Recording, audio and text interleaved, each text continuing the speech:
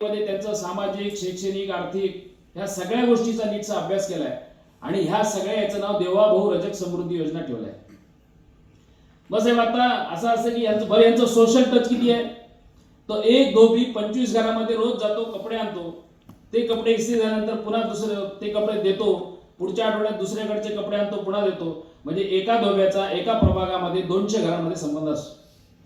आणि किती संबंध आहे? जसं संघाचं म्हणणं आहे की घरात संबंध आपले किती असावे की किचन पर्यंत आपलं मत किचन पर्यंत गेलं पाहिजे, आपला संबंध किचन पर्यंत गेले पाहिजे, म्हणजे त्या मायमाऊली पर्यंत पोहोचलं पाहिजे. तर धोबी समाजाचा त्या मायमाऊलीचा त्या धोबी समाजावरती एवढा विश्वास असतो की ते म्हणते, बाबा किचन काय बघून गेले, साहेबांचे काय असलं तर सांग. म्हणजे ती सुद्धा चेक करून देत नाही, एवढा विश्वास या समाजावरती लोकांचा आहे. परंतु आता झालं काय की इस्त्री करणं हाच एक फक्त त्यांचा व्यवसाय असल्यामुळे सारखं उभं राहून जर इस्त्री केली तर पाठीचा कणा 150 डिग्री सेल्सिअस तापमान असतं त्या इस्त्रीचं, तिचं 35 किलो वजन असतं आणि ते सारखं फिरवत राहिल्यानंतर त्यांना जो त्रास होतो, म्हणजे सारखं उभं राहून जे काम करतात, तर हे लोक वयाच्या 50व्या वर्षानंतर मांडी घालून बसू शकत नाहीत. मणक्याचा त्रास सुरू झाला की इस्त्री करू शकत नाहीत. आणि म्हणून जो पोरगा 10वीला गेलाय, याला काम होत नाही, व्यवसाय होत नाही, म्हणून जो पोरगा 10वीला गेला त्या पोराला ते सांगतात की बाबा रे, माझ्याच्याने होत नाही, घर चालवायचं असेल तर तू शाळा सोडून दे आणि माझ्या धंद्यावरती उभं राहा. शैक्षणिक अडचण, 50 वर्षापासून बाप घरी बसून खातोय, हे पोराला पटत नाही, म्हणून त्यांच्या घरामधले क्लेश, घरामध्ये भांडणं आणि ह्या सगळ्या परिस्थितीमध्ये म्हणजे त्याच्या आरोग्याची अडचण आहे, त्याला शासकीय मान्यता नाहीये, राजमान्यता नाहीये, ह्या सगळ्या परिस्थितीमधून हा समाज चाललाय. तर त्यासाठी म्हणून उद्योजकांनी एक नवीन योजना जी आणली, जिचं नाव देवाभाऊ रजक समृद्धी योजना आहे. आम्ही साहेब मागच्या वेळेस सीएम साहेबांना भेटलो तेव्हा सांगितले की साहेब, आम्हाला या विषयात आम्ही तुम्हाला बऱ्याच वेळेस भेटलो, परंतु तुम्ही सांगितलेल्या अधिकारात आम्ही पोहोचलो सुद्धा. एवढंच नाही तर यशवंतराव चव्हाण मुक्त विद्यापीठाला कोर्स द्यावा यासाठी सुद्धा आम्ही बऱ्याच वेळेस त्या ठिकाणी जाऊन आलो. पण अधिकाऱ्याच्या डोक्यामध्ये नवीन काही कल्पना जर घालवायची असेल तर त्यासाठी लोकप्रतिनिधी लागतो.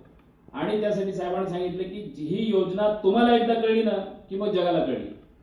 आणि त्यात आमचे 2 स्वार्थ आहेत की देवाभाऊचं नाव दिलंय तर ही योजना तशीच असली पाहिजे, देवाभाऊचं नाव दिलंय तर त्याचा फायदा खालपर्यंत पोहोचलाच पाहिजे आणि ही नीट योजना चाललीच पाहिजे. म्हणून एकदा हे सगळं कोणाच्या कानावर घालवतं तर साहेबाच्या, म्हणून आम्ही गेल्या अनेक वर्षापासून साहेबांचा प्रयत्न करतोय, तर ते आम्हाला झालं नाही. तर मग साहेबांना सांगायचा माध्यम कुठलं आहे तर विश्वास पाठक आहे.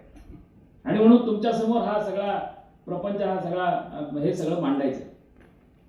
आता त्याला आम्ही काय केलं की जोड दिला साहेब. आता याच्यात इस्त्री म्हणजे जो माणूस जो व्यवसाय करतो त्याच्यातच त्याचं कमी श्रमामध्ये उत्पादनाचा स्रोत वाढला पाहिजे, दुप्पट झालं पाहिजे. अशा पद्धतीचे आता यंत्र आले. छोटा एक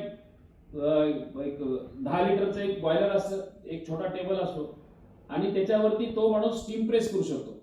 म्हणजे आता कोळशाची इस्त्री, इलेक्ट्रिकची इस्त्री, डायरेक्ट तो आला तर स्टीम प्रेस, म्हणजे स्टेप बाय स्टेप तो पुढे गेला. आणि ह्या सगळ्या याच्यामध्ये त्याची कॉस्ट आहे या सगळ्या टेबलची 70,000 रुपये. मग आता आम्ही काय ठरवलं की बँक उभी करणार नाही, आमच्याकडे काही कोणाकडं आपण किती करणार आहेत की बाबा तू हे कागदपत्र कर, ते कागदपत्र कर, ह्या स्कीम मध्ये घे, त्या स्कीम मध्ये घे.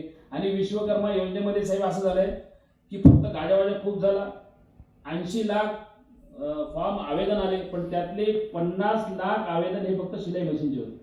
कारण विश्वकर्मा योजनेवरती मी त्या समितीमध्ये आहे. धोबी समाजाचे त्याच्यात इन्क्लूड जरी असलं तरी नावं किती आहेत? 4-5 नावं आहेत. पण ट्रेनिंग काय द्यायची आणि किट काय द्यायचा हे केंद्र आणि राज्य सरकारलाही कळलेलं नाही, त्याच्यामुळे त्या लोकांची ट्रेनिंग सुद्धा झालेली नाही. अशा शासकीय स्तरावरच्या अनेक अडचणी असू शकतात. त्यामुळे आम्ही आता या योजनेला पुढं कसं न्यायचं याचं एक नियोजन केलं. आणि त्यामध्ये आम्ही आता जे महाराष्ट्रातले 100-150 उद्योजक आहोत, तर आता बऱ्यापैकी प्रमोद वाकोडकरचं महाराष्ट्र बँकेमध्ये अकाउंट आहे. मॅनेजरला कोणतं नवीन जरी मॅनेजर आला तर तो अकाउंट पाहतो आणि त्याच्यावरती आपला स्वभाव आणि आपलं स्टेटस ठरवतो. तर मी जर समजा सांगितलं की या 10 लोकांना मला हे